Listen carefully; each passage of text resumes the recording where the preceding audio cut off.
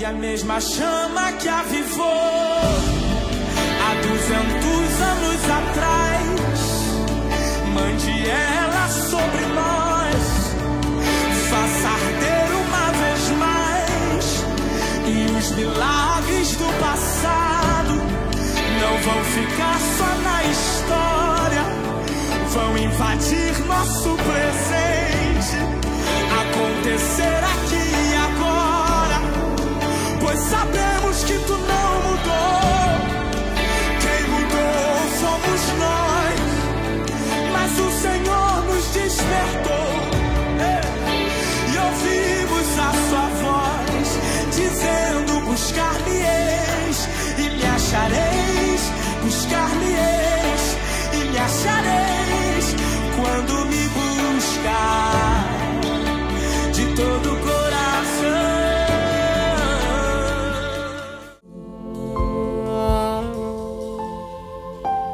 Estou te esperando aqui. Eu já fechei a porta, pode vir. Estou te esperando pra fazer o que tens que fazer. Ele faz nessa noite. Meu coração aberto já está. Corações abertos. Te peço, vem encher esse lugar. Te entrego tudo que tenho e sou, e também quem não sou.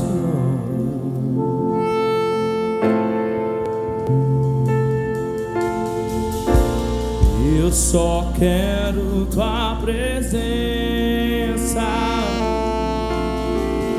Hoje não vou lhe pedir nada,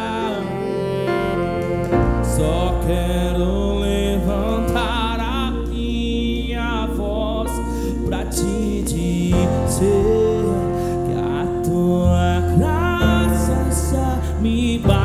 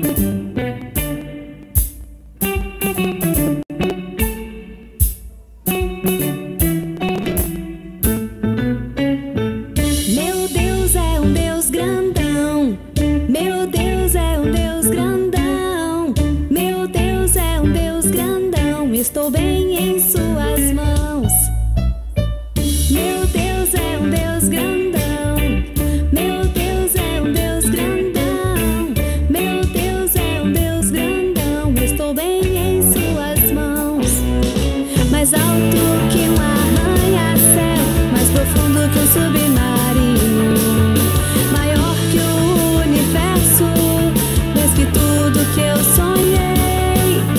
Me ama e me conhece, desde sempre foi assim. Como é bom saber que Ele tem um plano para mim. Meu Deus é um Deus grandão, meu Deus é um Deus grandão, meu Deus é um Deus grandão. Estou bem em suas mãos. Meu Deus é um Deus grandão, meu Deus é um Deus grandão, meu Deus é um Deus grandão. Estou bem em suas mãos. Mais alto que um arranha-céu, mais profundo que um submarino, maior que o universo, mais que tudo que eu sonhei. Me ama e me conhece, desde sempre foi assim. É bom saber que Ele tem um plano para mim. Meu Deus é um Deus grandão, meu Deus é um Deus grandão, meu Deus é um Deus grandão. Estou bem em suas mãos. Meu Deus é um Deus grandão, meu Deus é um Deus grandão, meu Deus é um Deus grandão. Estou bem em suas mãos. Estou bem em suas mãos. Estou bem em suas mãos. Muito bem. Minhas lamparinas estão acesas,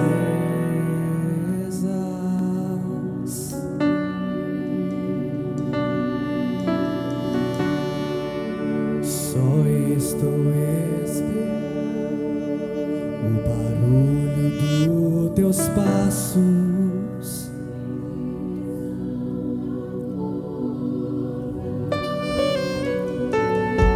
É só bater que eu vou abrir pra você entrar. É só bater que eu vou abrir pra você entrar. Ele está mudando a vida de alguém. Eu já coloquei as minhas vestes brancas, eu estou só te esperando. Vem, vamos dançar. Maranata,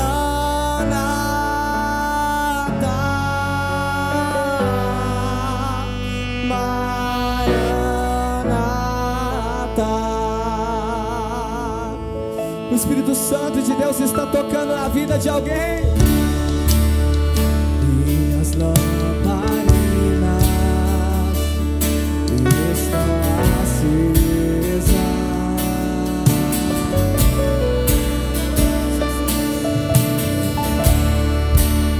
só estou esperando o barulho dos teus passos em direção à porta.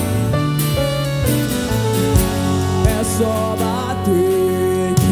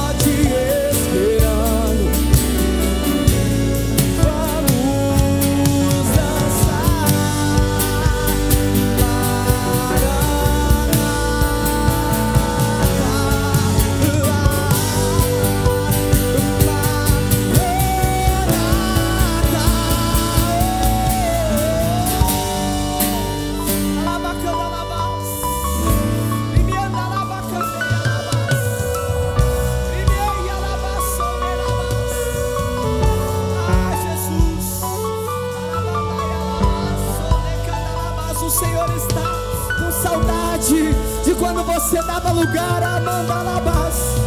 Ele estava com saudade de quando você orava nas madrugadas, quando você subia ao monte, quando você se preocupava. Queira Mandalabás, Ele está com saudade.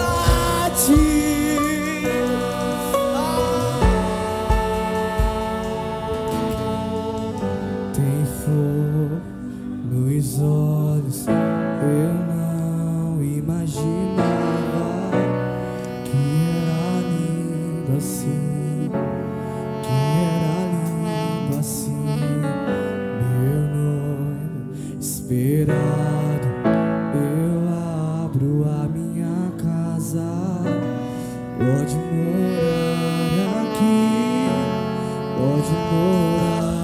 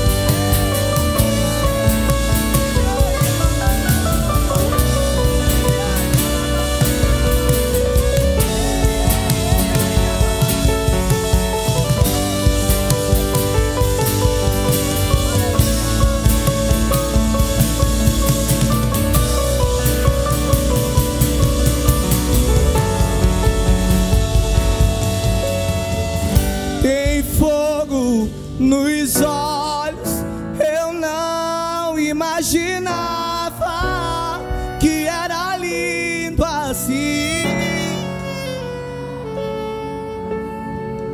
Meu noivo esperado, eu abro a minha casa, pode morar aqui, pode morar aqui.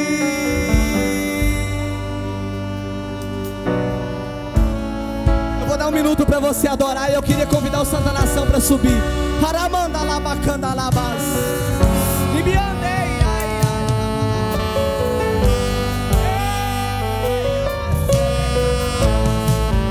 O Senhor Jesus está enchendo essa casa.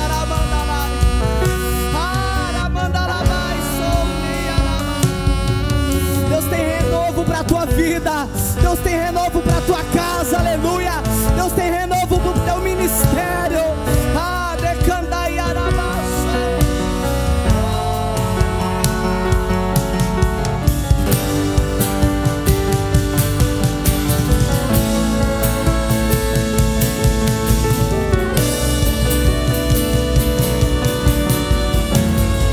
Então me tira o medo que me faz dizer: Moisés, suba em meu lugar. Me faz entender que a tempestade é você, chuva forte é você, vento forte é você, e o que me faz tremer as pernas, a porta aberta é você, mas a fechada é você, é tudo sobre você. Eu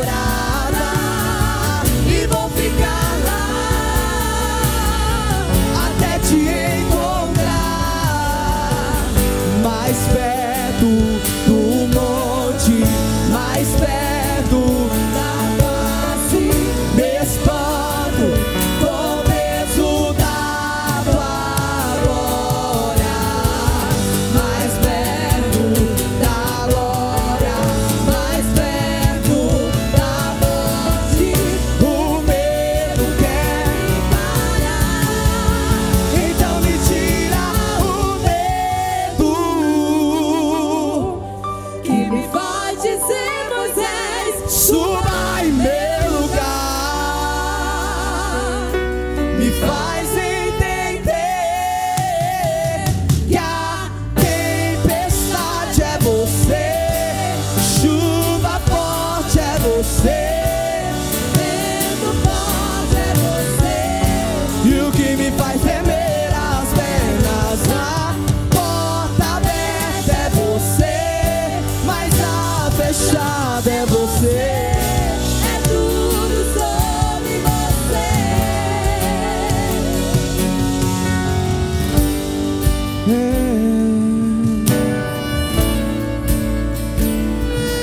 O Senhor Jesus está tirando o teu medo de conquistar, o teu medo que o inimigo colocou na tua mente que você não vai chegar lá.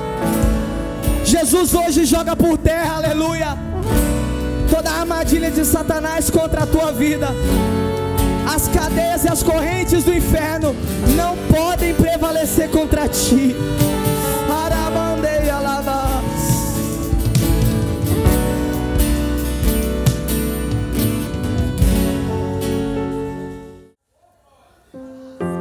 Sabe o que isso quer dizer? Que hoje talvez seja o dia que a tua história vai ser transformada, porque Ele é maravilhoso, Ele é digno de tudo, aleluia. Ele é digno de tudo, Ele é digno de todo poder, de toda honra, de toda glória, de todo louvor, aleluia. Os santos e os anjos se prostram aos seus pés. Os anciãos rendem suas coroas ao Cordeiro e a Ele cantam: Tu és digno de tudo, Tu és digno de tudo, pois tudo vem de Ti e tudo é para Ti, Tua é a glória. Declare: Tu és digno de tudo,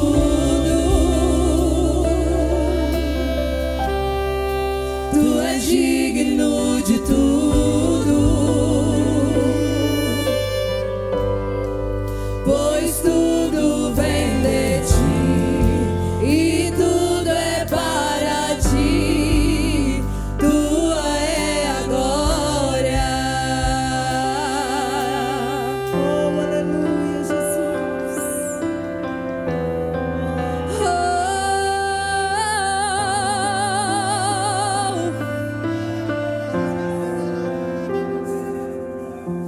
Dia e noite suba a Ti nossa adoração. Dia e noite suba a Ti nossa adoração. Dia e noite suba a Ti nossa adoração. Dia e noite suba a Ti nossa adoração. Dia e noite suba a Ti nossa adoração.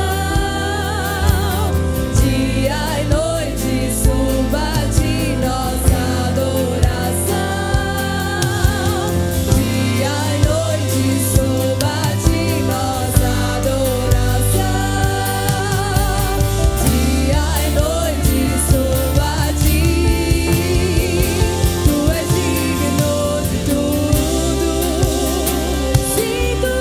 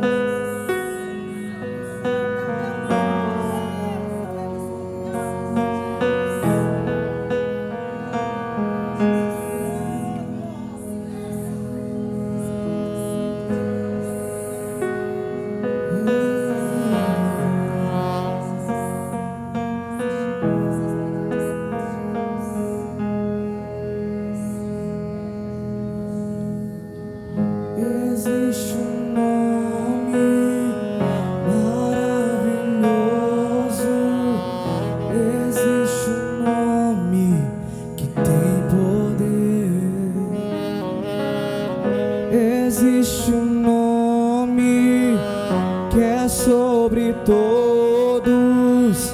Existe um nome que tem poder. No nome de Jesus, muralhas vão cair, cadeias vão romper, pois teu nome tem poder.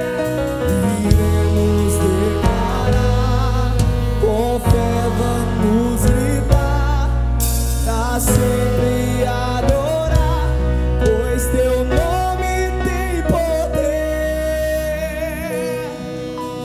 O seu nome é Jesus, aquele que venceu por nós, aquele que morreu por nós, mas ressurgiu.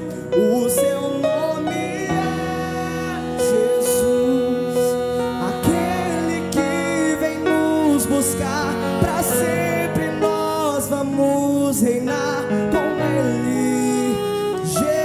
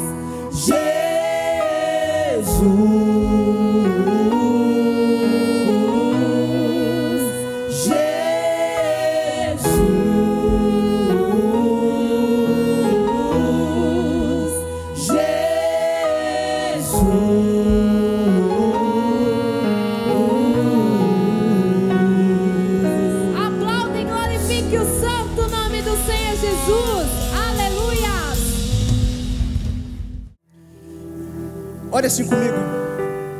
Espírito Santo de Deus, que habita e pousa sobre cada um de nós, que nos lava por dentro para fora, de dentro para fora. Pai, eu oro para que o Senhor venha nos abençoar, nos sustentar com sua forte mão, para que o Senhor venha, ó Pai, com teu fogo, queimar todo o pecado que há dentro de nós, toda ignorância que há dentro de nós da tua palavra, que nós possamos ser cheios, ó Pai, e que a chama que queima no nosso coração venha incendiar a quem está ao nosso lado, e assim causar uma reação em cadeia, onde todos são cheios do Espírito Santo mais uma vez. Que os teus dons venham reinar, ó Pai, junto com a tua palavra aqui nesta casa. Que cada um aqui, Senhor, venha ter os olhos espirituais abertos para poder ver a tua glória. Que nós não venhamos estar aqui, ó Pai, que eles não venham nos ver, mas que vejam somente a tua glória, porque estamos aqui somente para exaltar o teu nome. Estamos aqui somente, ó Pai, para engrandecer e adorar o teu santo nome. Os louvores aqui são sem sentido, ó Pai, se o Senhor não estiver aqui presente para escutar eles, para nos encher e queimar o nosso coração, Espírito Santo.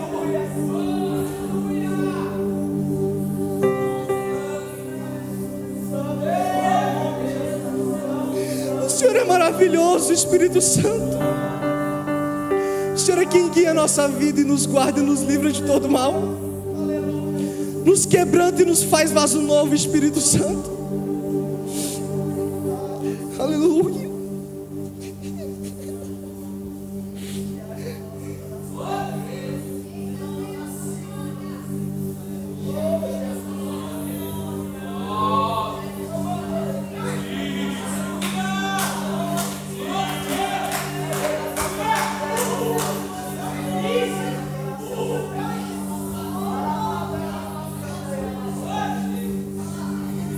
Recebe a nossa adoração, ó Pai. Recebe a nossa adoração, Espírito Santo da verdade. Tu és tão santo, tão maravilhoso, Espírito Santo. O Senhor habita no meio dos louvores, habita em cada um de nós. Aleluia. Aleluia.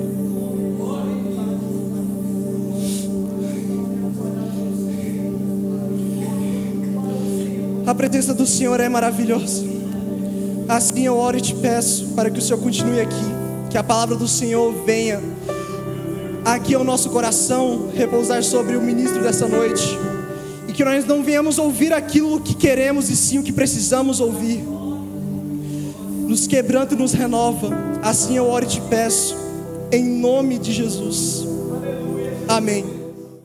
Queridos, Deus tem uma palavra para o nosso coração. Nós estamos trabalhando dentro de um conhecimento bíblico que nós vamos caminhando cada vez que nós vamos lendo a Bíblia, e nós vamos conhecendo cada vez mais a palavra de Deus. Dentro do livro do Gênesis, nós começamos a falar, e hoje nós vamos ler aqui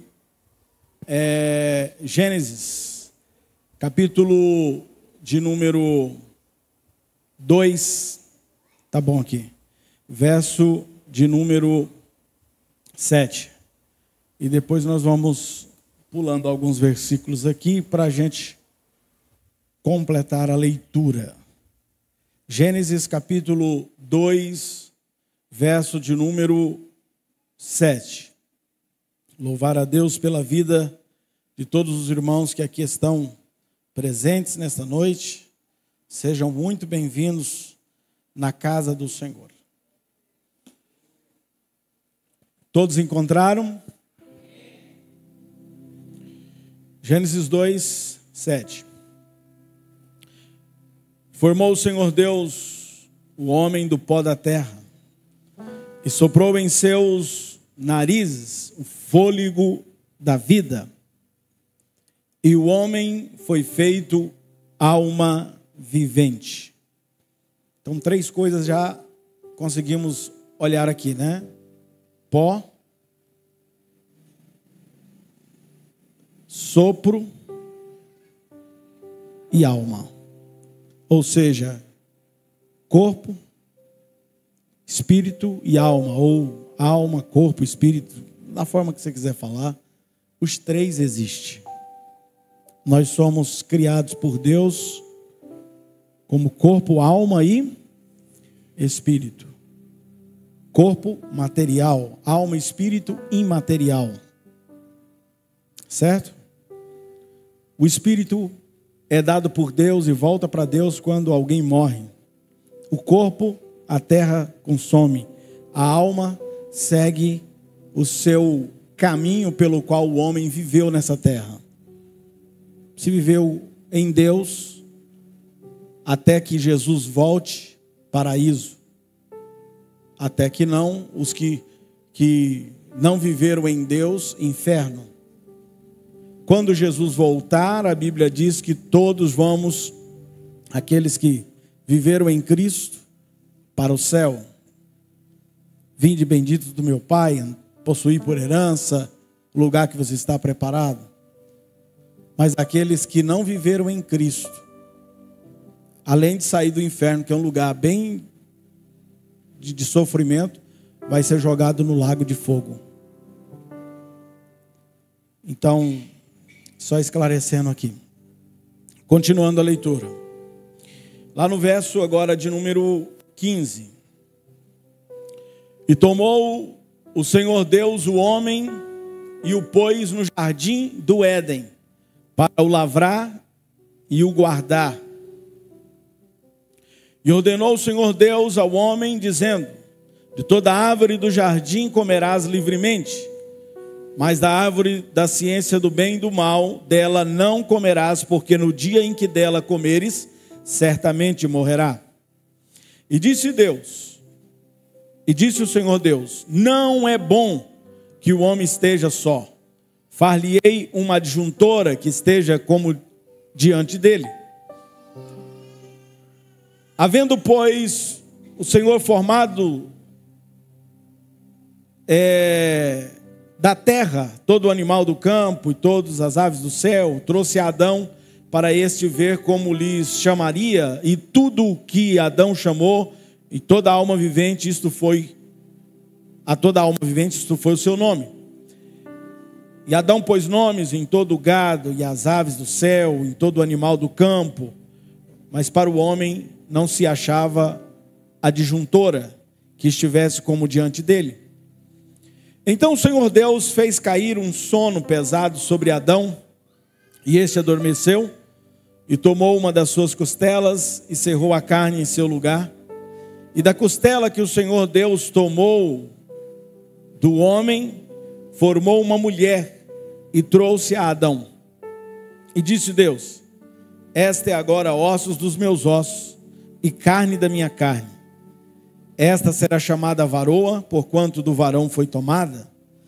Portanto, deixará o varão o seu pai e a sua mãe, e apegar-se-á a sua mulher, e serão ambos uma carne. Amém? Somente até aí. Diga comigo: Senhor Jesus, a tua palavra é o poder de Deus para a transformação de todo aquele que crê. E eu creio. Transforma-me pelo poder da tua palavra. Amém. Podeis assentar. Dê ao Senhor a melhor salva de palmas que você puder.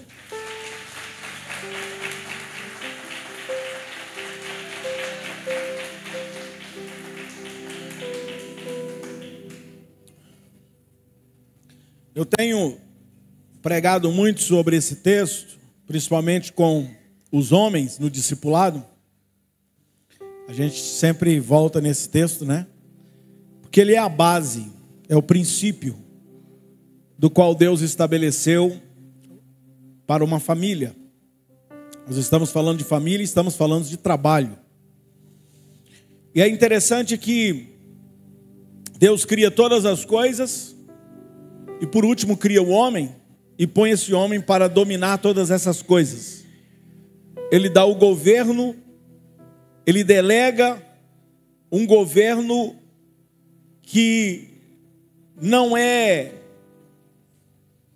como que alguém que é possuidor, dono. Não.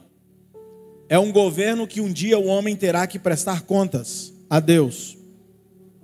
Principalmente como nós lidamos com a natureza. Porque a natureza é ela que nos dá a obra-prima. E através da cultura, é aquilo que nós fazemos com esta obra-prima que nós recebemos. Ou é a forma pela qual nós nos comportamos. Então, já quero dizer a você aqui nesta noite, que o culto não começa quando você chega aqui na igreja, para esse momento de celebração. O culto começa a partir do momento que você nasceu.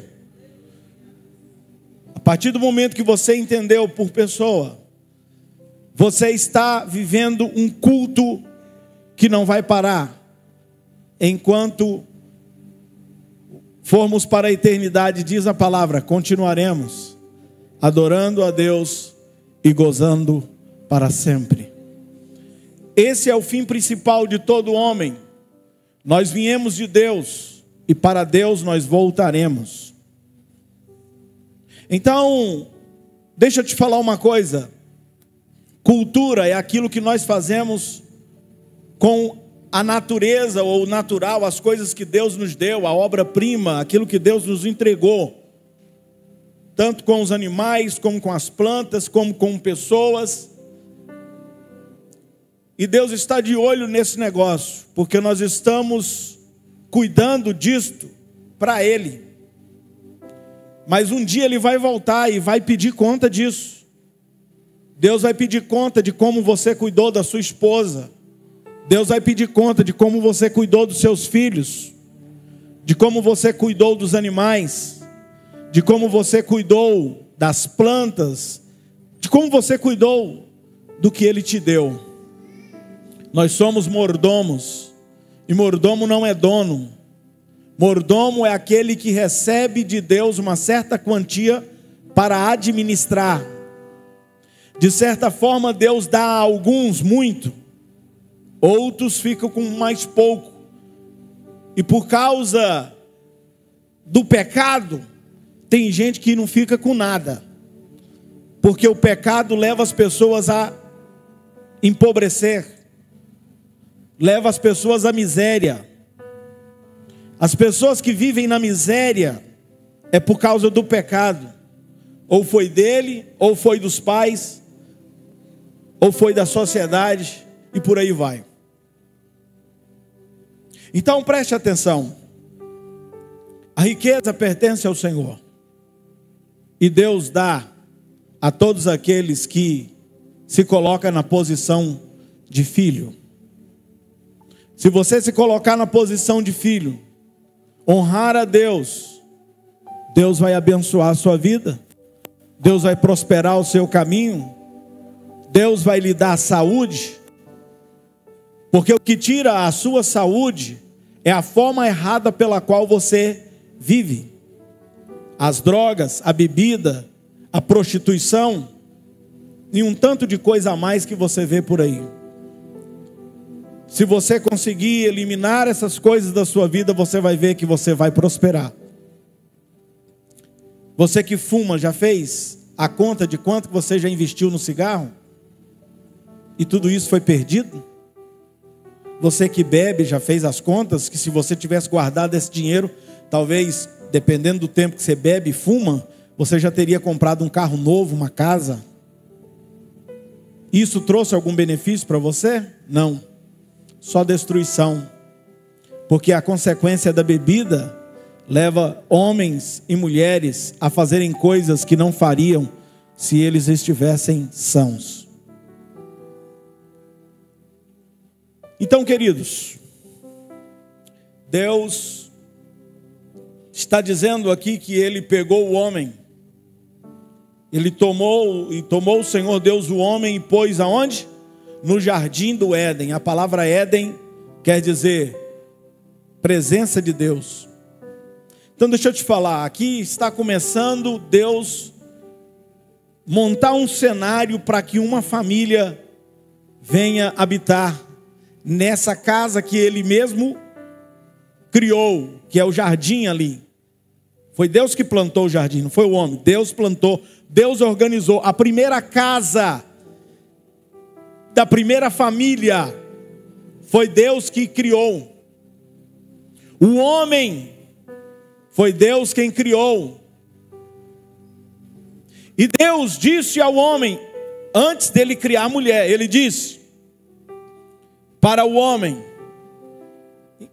na expressão de colocar ele no jardim do Éden, já é expressão, Deus o colocou na sua presença. Então vamos lá, para que um homem seja verdadeiro, um homem da qual Deus o criou, na forma pela qual Deus queria que ele fosse, ele precisa estar na presença de Deus.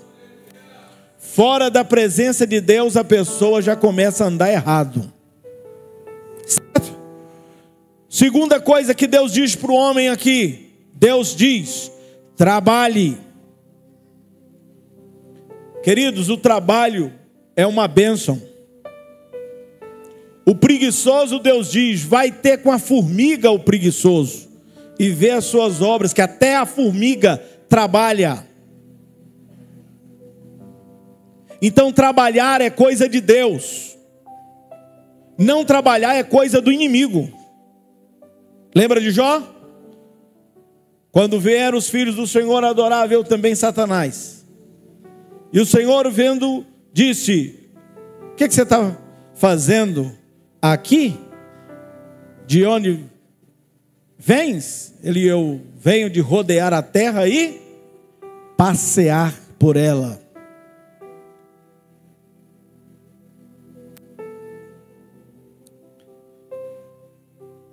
Outra coisa que a gente vê aqui, Deus diz para o homem, guarde. Homem é símbolo de proteção. O homem que Deus quer que você seja é ser um protetor, não um espancador, não um que maltrata. Não foi para isso que Deus te criou, não. Deus quer que você seja um protetor. Haja visto que Deus tirou a mulher de onde? Da costela. É o que? Do lado. Deus não tirou a mulher da cabeça para mandar no homem. E nem Deus tirou do pé para o homem pisar nela. Mas Deus tirou do lado para que o homem e a mulher andem juntos, companheiros. E outra, Deus tirou da costela, está debaixo do braço. Debaixo do braço é proteção. É para o homem proteger essa mulher. Isso é a palavra de Deus. Se você fizer o contrário, você vai ter problema com o Criador. Outra coisa que Deus fala no texto: e ordenou o Senhor Deus ao homem, dizendo: de toda árvore do jardim poderás comer livremente, mas da árvore do conhecimento do bem e do mal, dela não comerás, porque no dia em que dela comeres, certamente morrerá. A quem Deus deu a responsabilidade da palavra? Ao homem. O homem é sacerdote do lar. O homem é que chama a esposa e os filhos para orar, para ler a palavra, para ir para a igreja. Ele deve ser esse castelo forte dentro da casa, para que a família busque a Deus, para que a família vá para os caminhos do Senhor. E aí tem algumas pessoas que falam: que bobeira, mulher, é a mesma coisa. E não sei. Irmão, fica na posição que Deus te colocou. Deus colocou um homem para fazer a parte mais pesada para você. É para você desfrutar. É para você desfrutar do que Deus criou, do que Deus fez. Tem um monte de mulher querendo ser homem. Irmão, ser homem não é bom não, o negócio é pesado. É canseira. É ou não é homem? Não. Cadê os homens dessa igreja? Aí, ó. Pronto. O trem não é fácil não, irmão. Entendeu? Agora, quando falta os homens, aí as mulheres têm que tomar atitude e às vezes fazer o trabalho do homem. E aí começa a canseira, né? Maior. Mas prosseguindo. E então Deus dá aqui 4 condições para que um homem seja um homem de verdade. Esteja na presença de Deus, seja um trabalhador responsável, seja o que traz o mantimento para o lar, para casa, seja protetor,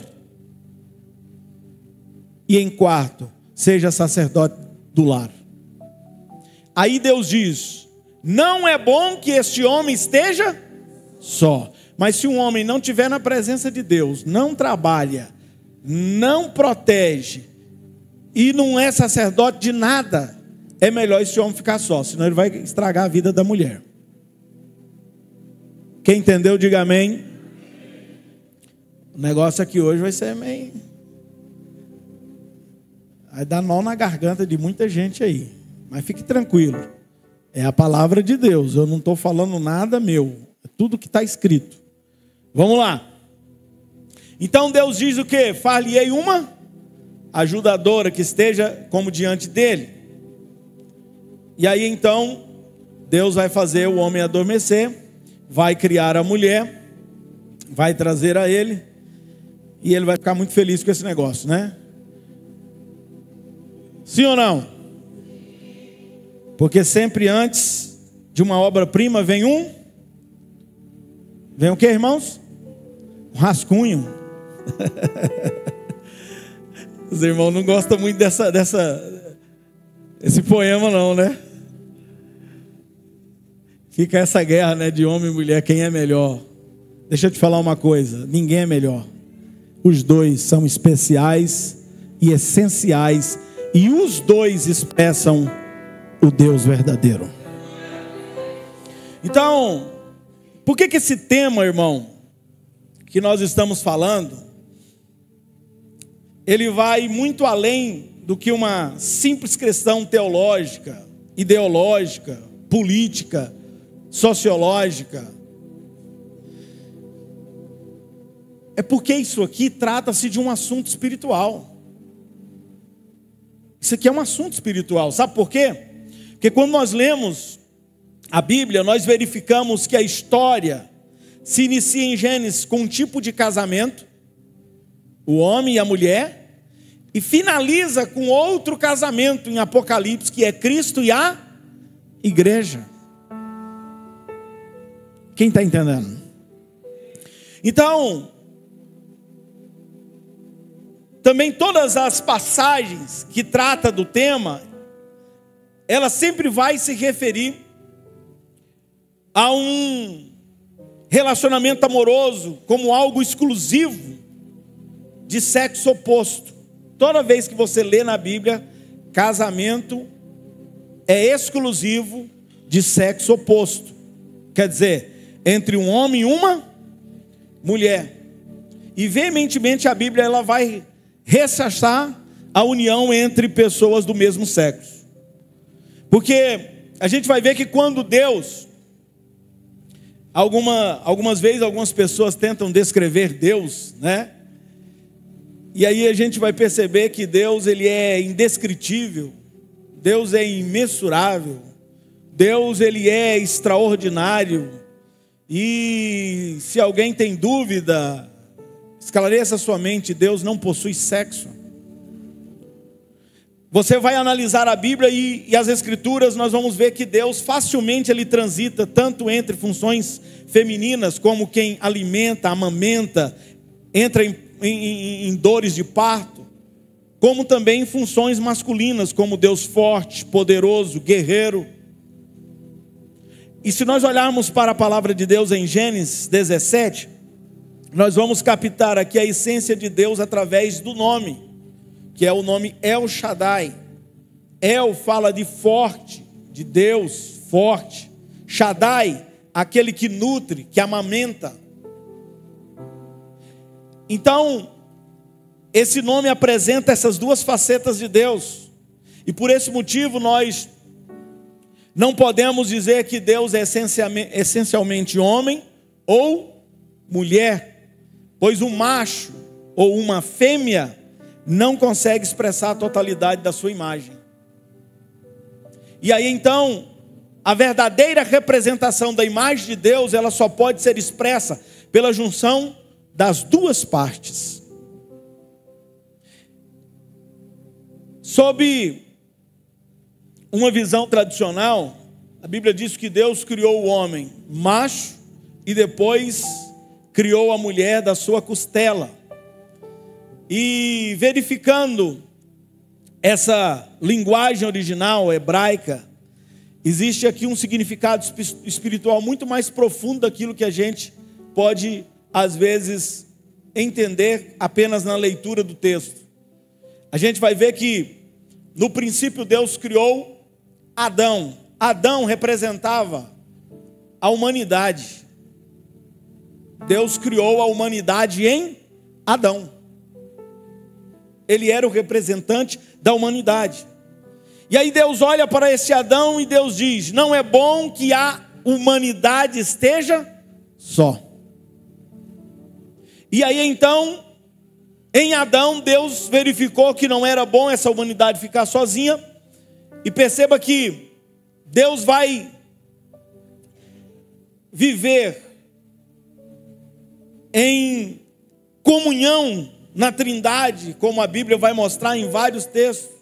O Pai, o Filho, o Espírito Santo. E aí então ele conhece essa necessidade que a humanidade tem de relacionar-se. Então Deus percebeu que Adão, a humanidade, estava sem relacionamento. E aí Gênesis 2:22 vai dizer: e da costela que o Senhor Deus tomou do homem, formou a mulher e trouxe a Adão. E é interessante quando nós olhamos para essa palavra, porque nesse versículo a palavra hebraica para costela, ela não se repete mais em toda a Escritura. E aí veja que o significado das demais vezes que ela vai aparecer ela vai ser traduzida por metade. Então nós vimos que Deus criou a humanidade representada em Adão. Aí Deus fez uma divisão na humanidade, e de um lado nós temos Adão como uma parte da humanidade, e esse Adão, ele tinha em si características específicas de uma das metades complementares, que se chama macho, e é por essa razão, por esse motivo, né, é natural que existe aí uma atração entre um macho e uma fêmea, por causa da completude que a junção traz. E ainda por meio dessa junção nós temos a representação da divindade daquilo que é pleno. Porque a palavra de Deus vai nos mostrar em hebraico, existe duas letras iguais para a palavra homem, que é ish em hebraico, e mulher, ishá. E se a gente tirar aí as duas letras que são diferentes, nós vamos formar a palavra Senhor, que se você unir ao nome de Deus, você vai formar de Iavé. Então, olhando para tudo isso, um homem e uma mulher em aliança de casamento é a expressão do próprio Deus, a plena representação da sua imagem. Irmãos, perceba que Deus é detalhista. Até no nome que foi dado de macho e fêmea, Deus colocou o seu nome no meio. Quem está entendendo? E se você for mexendo no nome, você tem Senhor. Você vai mexendo no nome, você tem Iavé, Jeová. E aí, outra coisa interessante, que também na extração das letras que formam a palavra homem e mulher, nós temos o fogo. A palavra fogo. Tudo dentro do nome homem e mulher. Temos a palavra fogo. Agora, o fogo pode ser bom ou ruim, dependendo da forma como ele vai ser aproveitado. E para que o fogo seja bom, ele precisa estar sob controle. Por isso que a gente vai ver que o fogo incontrolado, ele destrói tudo à sua volta. E aí então, falando em metáforas, nós vamos entender que o fogo da luxúria, dos relacionamentos extraconjugais, ele é destrutivo. Mas no âmbito conjugal, ele é poderoso. O sexo entre um homem e uma mulher casados é uma bênção. Sim ou não? Tá devagar o negócio aí. Veja bem, a palavra aliança em hebraico, ela se divide ao meio, e após a inserção das letras, que se traduz por fogo, forma a primeira palavra que vemos em Gênesis 1, que vai falar que no princípio, por essa razão que o povo judeu vai chamar o primeiro livro da Bíblia de princípio, porque nessa palavra nós temos o fogo controlado da aliança entre um homem e uma mulher. Então o relacionamento entre um homem e uma mulher é um fogo controlado. E esse fogo controlado vai trazer o quê? Uma família. E daí vai começar a crescer a humanidade através de um homem e de uma mulher. Então, logo isso também quer dizer para nós que a união entre dois homens ou duas mulheres não expressam a vontade de Deus de forma alguma. Apenas um homem e uma mulher, irmão, dentro do contexto da aliança de casamento, pode refletir Deus. E nós vamos entender que macho e fêmea são as duas metades da humanidade, e que em união eles vão apresentar a imagem de Deus. Agora, veja que dentro do contexto que nós lemos aqui, A união entre um homem e uma mulher vai gerar o quê? Uma vida. Quem foi que criou a primeira vida? Deus. Olha que Deus tremendo. Deus dá a nós a capacidade de participar de algo tão tremendo e maravilhoso, que através de um homem e de uma mulher, Deus dá origem a uma nova pessoa. Você já parou para pensar nisso? O primeiro homem foi Deus que criou, a primeira mulher foi Deus que criou. A partir daí, Deus dá ao homem e à mulher capacidade de participar desse mistério tão tremendo, que se nós lermos lá no Salmo 139, nós vamos ver que ele vai expressar dizendo, de uma forma terrível, e que eu não posso entender, eu fui criado no ventre da minha mãe, e Deus nos conhece desde quando, ou antes de sermos formados no ventre da mãe. Deus te conhece, irmão, minuciosamente. Deus sabe quantas células, Deus sabe quantos fios de cabelo, Deus sabe tudo sobre você. Por que você vive contando os seus dilemas, problemas, intrigas e dificuldades para pessoas que nem te conhecem direito? Como é que eu faço isso, pastor? Nunca fiz isso. Fez. No antigo Facebook, nos Twitter da vida, no WhatsApp, nos Stories, no Instagram, Telegram. O que mais que tem aí? Um monte de trem, né? Conta a sua vida para todo mundo, irmão. Hoje eu estou triste. Não, hoje eu estou alegre. Hoje o homem não presta, não vale nada. Amanhã eu estou morrendo de amores. Para que isso? Deixa eu te falar uma coisa. Você tem um amigo, ou mais do que isso, um Deus que conhece tudo. Conta para Ele. Dobra os seus joelhos e conta para Ele. Fala para Ele. E Ele vai saber resolver a situação para você. Tiago chega a dizer para nós, se alguém tem falta de sabedoria, ele está falando de solução, de resolver problema, peça a Deus, que dá gratuitamente a todos que o pedem. Então, meus irmãos, Deus está mostrando para nós que o casamento não é algo apenas da natureza, mas o casamento é mais do que isso, ele vai mais profundo. Veja que Paulo vai nos dizer que nós precisamos, você que é cristão, deve observar a forma de casamento como Cristo é com a igreja.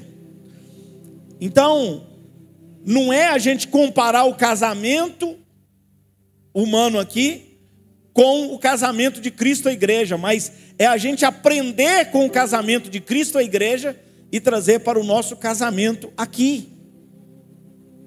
Isso vai dar muito certo, porque Paulo vai dizer assim, olha, maridos, ame a sua esposa como Cristo ama a igreja, o qual ele cuida dela, o qual ele a protege, e ele busca apresentar ela ao Pai, sem mácula, sem ruga, perfeita, linda, bonita. Ei, maridos, Deus está dizendo para você, investe nessa mulher que você tem, investe nela.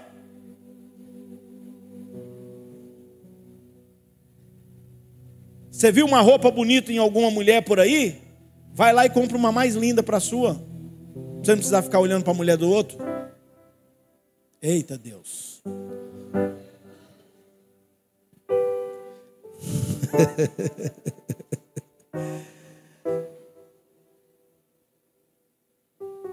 Queridos, Deus nos mostra que a vida que nós levamos aqui é a expressão do próprio Deus. Tem que ser. Então isso é dizer que a vida que você leva com a sua família tem que ser uma vida que glorifica a Deus.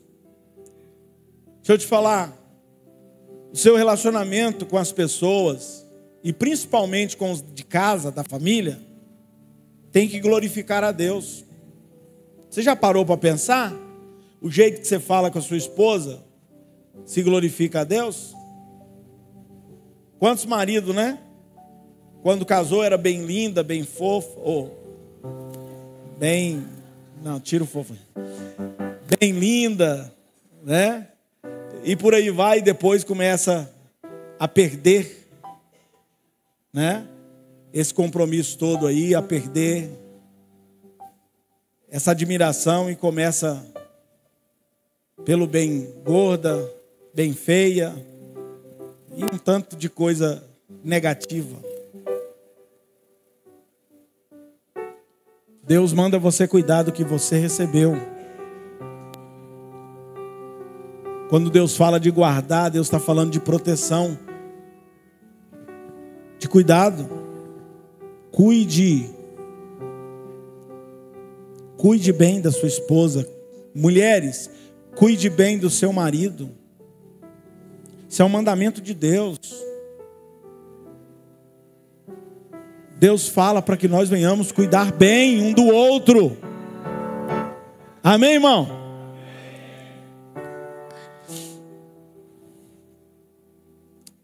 E aí a gente vai perceber que, por melhor que seja um casamento, nada pode se comparar com o casamento de Cristo e a igreja.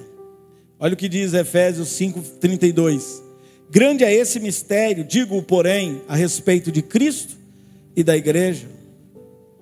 Então, nesse texto aqui a gente vai ver que Paulo, ele deixa de se referir ao casamento terreno para tratar acerca do grande casamento entre Jesus e a igreja. E ele vai mostrar que toda a história foi desenhada para preparar a noiva a essa união. Então, a gente vai entender que não existe casamento físico no céu. Isso aí está bem claro. Mas existirá um casamento superior, perfeito e espiritual. Deixa eu te falar, entendendo pela palavra de Deus, o gozo da intimidade física não se compara ao gozo da plenitude, da alegria que nós experimentaremos no céu. Isso está colocado no Salmos 16:11. Tu me farás conhecer a vereda da vida, a alegria plena da tua presença, eterno prazer à tua direita. Quem está entendendo, diga amém. Então, irmão, para a gente finalizar, a batalha que se trava contra o grande projeto matrimonial tem ocorrido isso há muitos séculos, não é de hoje, e está resumido e expressa o que vai acontecer se você conseguir viver esse casamento até o fim. Assim como você conseguir viver na presença de Deus até o fim, a Bíblia vai mostrar que no final da história, no Apocalipse, Deus sempre vence. Por mais que a história caminhe como que para um caos, mas o fim não será um caos para aqueles que servem a Deus. Porque no final, Cristo virá nas nuvens. Satanás será lançado no lago de fogo, junto com o diabo, seus anjos, e todos aqueles que não seguiram a Cristo, mas todos aqueles que seguiram a Cristo e viveram a sua palavra irão para o céu e viverão em pleno gozo com Cristo e na presença do Senhor. Deixa eu te falar, a vida está difícil, é difícil mesmo. Pastor, é difícil manter esse casamento, é difícil mesmo. Mas se você se colocar na presença de Deus, vai se tornar mais fácil. Porque o que faz as coisas ser mais difíceis é o pecado. E se você começar a eliminar o pecado da sua vida, da sua casa, da sua família, você vai ver que a vida vai se tornar mais fácil.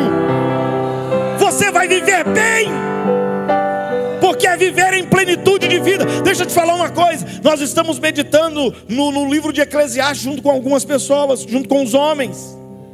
E nós estamos aprendendo que o grande escritor, que escreve 3 livros, que para mim revela 3 fases da vida das pessoas. Quem lê o livro de Cantares de Salomão vai ver que ali está escrevendo um jovem apaixonado, que escreve com sentimentos. Ele escreve o que ele está sentindo, o que ele está pensando ali naquele momento. Mas quando você lê o segundo livro dele, que já é um livro de, disse, meia idade, mais ou menos ali uns 40 para 50 anos, Salomão escreve Provérbios, e quem lê Provérbios vai ver que ele agora não fala antes de pensar, mas ele pensa antes de falar. As pessoas falavam isso para mim, quando você chegar aos 40 anos,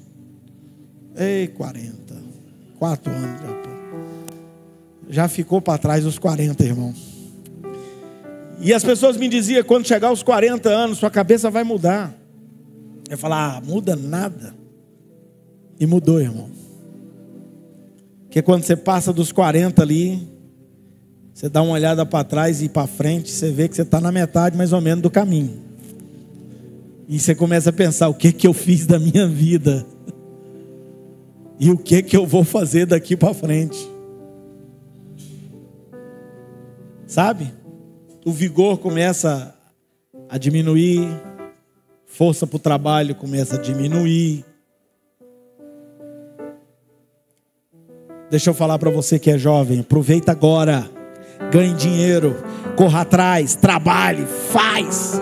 Porque quando você chegar lá, de meia idade para frente, você vai ver que não vai dar para fazer muita coisa mais não. É melhor você fazer agora. Para de ficar gastando a sua vida nas aventuras da vida, nessas coisas errôneas por aí, na vida sem rumo, sem Deus, e começa a pôr o pezinho no chão e construir um futuro. Deus abençoa quem cedo madruga, é um ditado muito certo. Trabalhe, lute pelo que você quer ser, para que amanhã você não venha ser pesado aos outros. Porque olha quantos filhos que são totalmente dependentes dos pais, não move uma palha, não arruma a cama que dorme. Não é possível um trem desse. Então, quando você lê os livros de Salomão, você vai ver que no segundo livro ele está pensando antes de falar. Mas quando você lê Eclesiastes, já não é mais um homem que escreve com o coração, nem com a razão, mas agora ele escreve com a experiência de quem sabe o que está falando. E sabe o que ele começa a dizer? Capítulo 1 ele diz: tudo que se faz debaixo do sol sem Deus é vaidade. O que é isso? Vazio. Segundo, ele vai dizer: eu busquei a plena felicidade. E aí eu comecei a buscar na bebida alcoólica. E ele diz: eu não encontrei a felicidade. Só estultice. Fiz muita besteira com a bebida. Depois ele diz: eu busquei nas mulheres. Salomão teve 700 mulheres, 300 concubinas. Mas ele não se apaixonou por nenhuma delas. Ele se apaixonou por uma totalmente fora do seu ciclo de convivência. Porque todas as mulheres que ele casou, eram tudo mulheres casadas por causa de tratados políticos. Cada rei que queria ter um relacionamento maior com Salomão, dava uma filha. Então tinha um contato. E isso levou ele a um fracasso terrível. Terceira coisa, Salomão diz: eu busquei a plena felicidade, a preencher um vazio que está dentro de mim e é dentro de todos nós. Todo mundo tem esse vazio, sabia? Todo mundo tem esse vazio. E ele diz: eu procurei no dinheiro, juntei prata, ouro, tudo, não achei. Aí eu fui construir coisas, construir palácios, construir um jardim no deserto, construir um tanto de coisa. Também não achei satisfação nisso tudo. E ele diz: sabe por que eu não encontrei? Porque Deus colocou a eternidade dentro do homem. E esse homem, mesmo tateando, ele procura por preencher esse vazio. E ele nunca conseguirá preencher esse vazio, a não ser no Criador, que deixou esse lugarzinho que só se preenche com adoração e glorificação a Deus. Deixa eu te falar uma coisa: os cientistas fizeram um teste e descobriram que na cabeça, no cérebro do homem, existe um lugarzinho que só começa a movimentar e passar por ali aqueles negocinhos lá que parece um circuitozinho, né, de energia. Só começa a se movimentar quando uma pessoa está diante de um Deus verdadeiro, adorando a Ele. Ei, Deus que te criou, e foi Ele que deixou esse vazio aí. E se você está sentindo vazio, nesta noite Jesus está dizendo: eu posso preencher esse vazio. Entrega o seu caminho ao Senhor, entrega a sua vida ao Senhor, confia nele, que Ele vai fazer.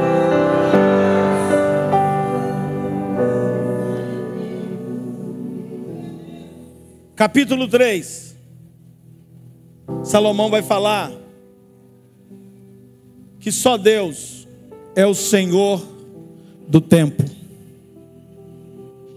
soberano sobre o tempo. E ele vai ensinar para nós, olha, ele dá um conselho.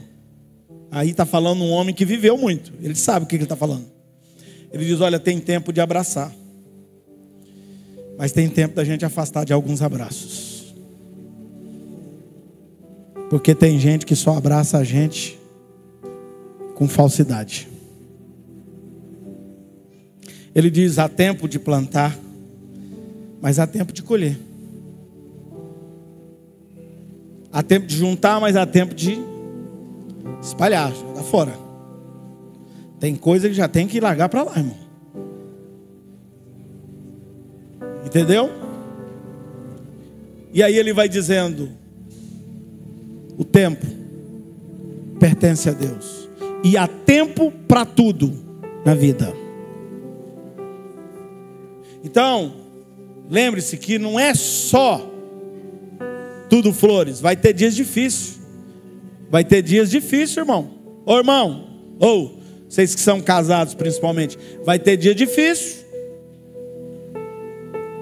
Vai ter dia difícil, complicado.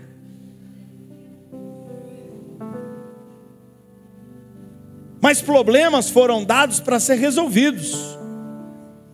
E se você não tem sabedoria para resolver o que você está enfrentando, diz a palavra: peça a Deus, ore, busque a Deus. Em vez de brigar com a sua mulher, não vai resolver nada. Deixa eu te dar um outro conselho. Quando você está irado, ou sua esposa está irada, não adianta falar, não vai resolver nada. Pessoas iradas não param para pensar, elas se fecham, trancam, não entra nada. Tem um combinado meu, mas a minha esposa, uma aliança, um tratado, um contrato que nós fizemos antes de casar. Falei para ela: meu bem, olha, quando eu estiver nervoso, você fica calmo. Quando você estiver nervosa, eu fico calmo. Um vai suportando o outro. Depois que nós estiver tudo tranquilo, aí a gente senta e conversa. Quem está entendendo? Irmão, não pode, tem hora que você quer resolver, mas não dá para resolver não, irmão. Não é hora de resolver isso não. Espera, calma. É o tempo que cura o queijo. Tem coisa que a mulher fica brava, fala. Você não precisa falar nada. Deixa o tempo resolver a situação.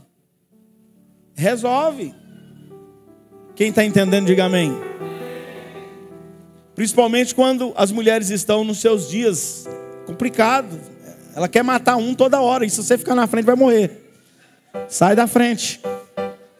Deixa a mulher calma, deixa ela tranquila. Compra um chocolate para ela, compra umas flores, traz umas coisinhas lindas, bonitinhas para ela, fica feliz. Quem entendeu, diga amém. Então, meus irmãos, essa é a palavra de Deus para o seu coração.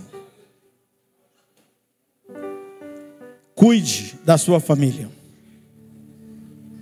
Cuide, porque a família é o maior patrimônio que a gente pode ter. É na família que a gente tem caráter. Aprende a ter caráter. É na família que as pessoas vão ver quem realmente nós somos. E a família é para ajudar, não é para ver que a pessoa está errado, a pessoa é para sentar e conversar e tentar resolver. Quem está entendendo? Não é para ficar falando que seu filho é uma ovelha negra, que seu filho é não sei o quê. Não. Senta e conversa. Olha, isso aqui é o certo, isso aqui é o errado. Se você for por aqui, vai dar tudo certo. Se você for por aqui, vai dar errado. Entendeu? A Bíblia manda ensinar o filho no caminho que deve andar. Porque quando ele crescer, ele não vai esquecer disso. Amém? A porta